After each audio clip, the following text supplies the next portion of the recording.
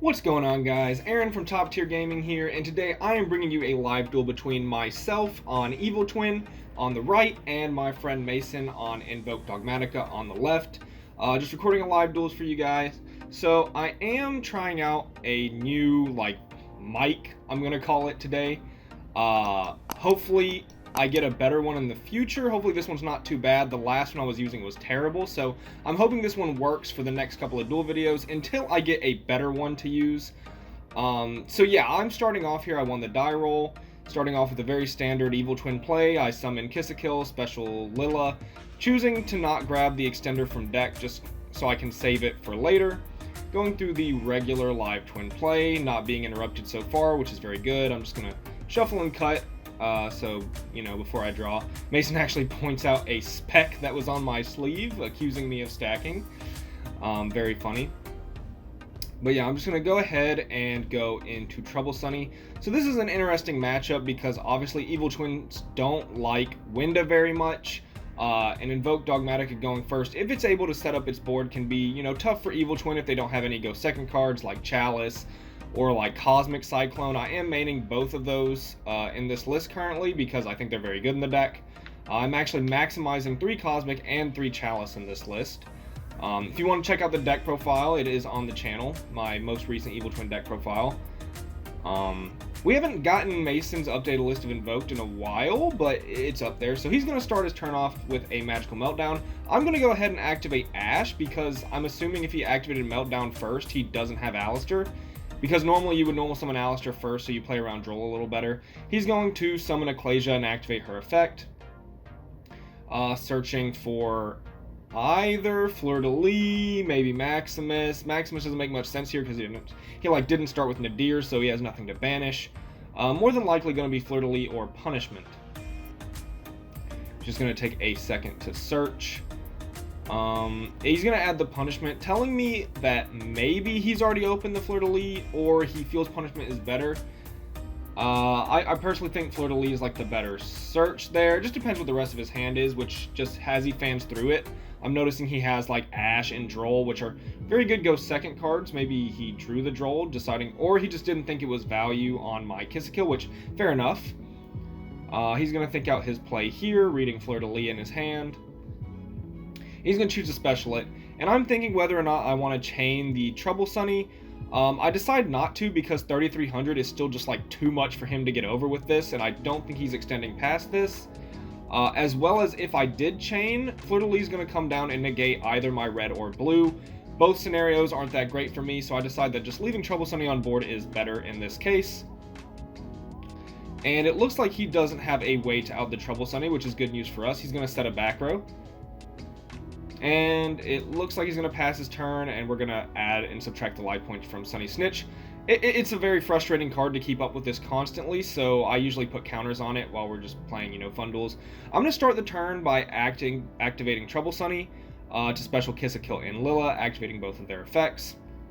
Lilla is going to end up targeting, I believe, the Ecclesia, which I think is wrong on my part. Watching this back, I don't know why I wasn't targeting the known Punishment. Maybe, during the time, I think the Punishment wasn't going to end up being that big of a deal.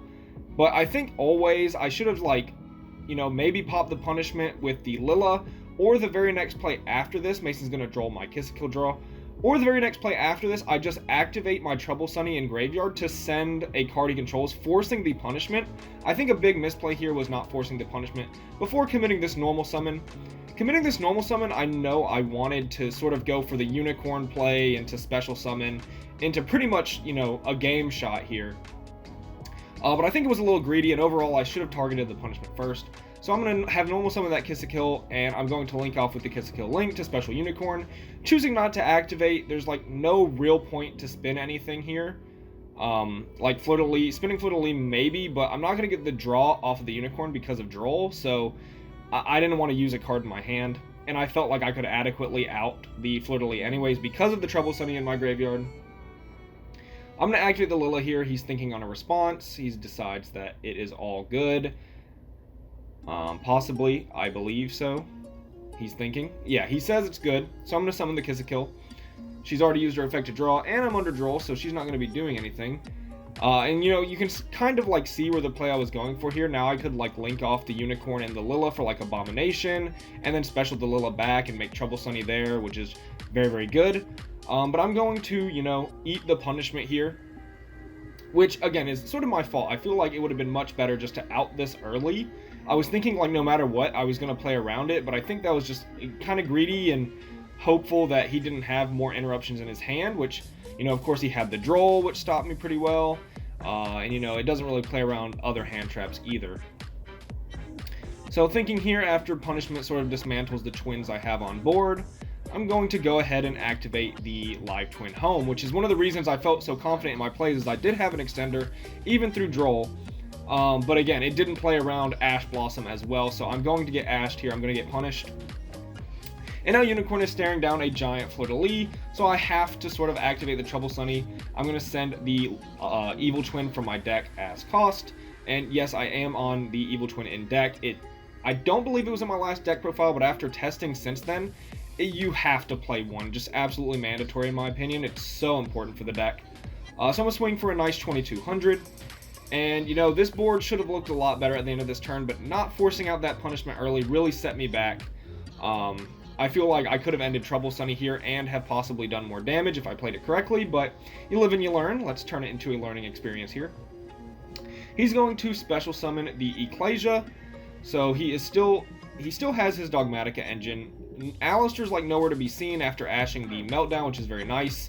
I know normally, like back, especially before Droll, like in formats where like Droll isn't super popular, ashing Meltdown is kind of tough, but I feel like more people are playing around Droll now, so ashing Meltdown is usually the right play unless your opponent is exactly baiting that interaction. So he's going to search Maximus here. Maximus, you know, resolve that card and you are in an amazing spot. I do have one back row and several cards in hand, so if I have an interruption for Maximus, we're in a great spot. But if Maximus resolves, we are in trouble because he gets so far ahead. Evil Twin's extra deck can't have like space for, you know, the Christmas package. So no Nova Mechaba, no like Natises. The extra deck's all full. So he's going to get all the value from Maximus and I'm going to get nothing. He's just deciding if he wants to go for it. Maybe he has a different play in his hand he'd like to do instead. Deciding Maximus is a little risky, but deciding to go for it, banishing the Natisse. And he's going to activate Maximus, to which I reveal my Forbidden Chalice. So we're going to negate that effect, which puts us in a much better position. Of course, you know, there's a saying, resolve Maximus, win the game. We're just going to make sure that doesn't happen. So I'm going to start my turn off, and we know I searched a Lilla off of the Sunny Snitch, so we do have the play. And he drew Celestial last turn, he just reveals, and he thinks there's no way he comes back from this, so he's going to go ahead and scoop it up. I mean, we were in such a dominant position that I can understand it, but I don't think the game was over just yet. Going on into game 2, Mason is going to decide to go first, our invoked player. Let's see if he can get the Alistair engine rolling here. Did he open Alistair? And thinking about his first move, going into the main phase. He's got a decision to make. Looks like he's got multiple plays by the way he is sort of thinking here. He's going to normal summon the Alistair. And I'm going to think on my interruption, and I'm actually going to activate a Infinite Impermanence from my hand, to which he's going to link off to Almirage and Secure Gardena. And he sets one. So this sort of tells us, you know, he didn't open the Nadir package or any way into his Dogmatika stuff. So this tells me, like, he either drew, like, Celestial and Fusion Destiny bricks, or he drew a bunch of interaction cards like Ash and Droll and, you know, things of that nature. So I'm going to start my turn by activating Sunny Snitch. I'm going to add the Lilla, to which I get Droll and Lockbird, which I believe is unfortunate in this hand. I believe I have another Sunny Snitch and a Secret Password. He's going to Ash Blossom my Lilla effect, to which I chain the Called by the Grave. So, of course, Called by the Saki one of such a powerful card for, you know, allowing, you know, my plays to go off and negating Ash Blossom. He's really thinking here because it's going to put him in a bad spot if my twin resolves, right? So any interaction he has, he's going to use. So he's going to flip the Forbidden Droplet, negating my live twin Lilla, which is so unfortunate because I just don't have an extender past this point. So we're stuck with Lilla on board. I'm going to swing for a massive 250 because she is halved by droplets. Got to get the damage in. 7,700 is actually the mark for Unicorn plus Trouble Sunny to be game. So one summon or like 50 more damage would have been a, you know, a game shot, but again, just the 250, so we're just out of range. He's going to top deck Fusion Destiny, which is super powerful. I mean, DPE is exactly the card that could get him back into this game. I mean, Alistair would be really nice too, but, you know, any interruption on Alistair is tough, while DPE is so much interruption in one card, so much follow-up. I think DPE is just the best.